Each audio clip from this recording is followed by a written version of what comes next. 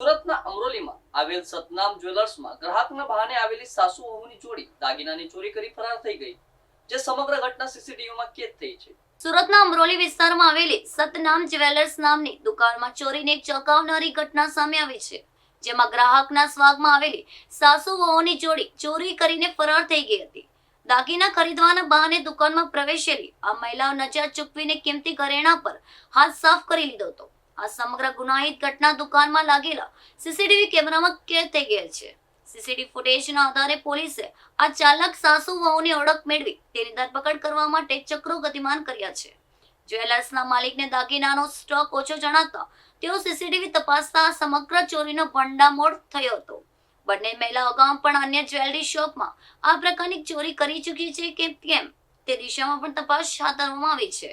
અમરોલી પોલીસે ગુનો નોંધીને આસપાસના વિસ્તારના અન્ય સીસીટીવી ફૂટેજ પણ તપાસવાનું શરૂ કર્યું છે. વેપારી મંડળ દ્વારા તમામ વેપારીઓને દુકાનમાં આવતા શંકાસ્પદ ગ્રાહકો પ્રત્યે વધુ સતર્ક રહેવા માટે સૂચના આપવામાં આવી છે.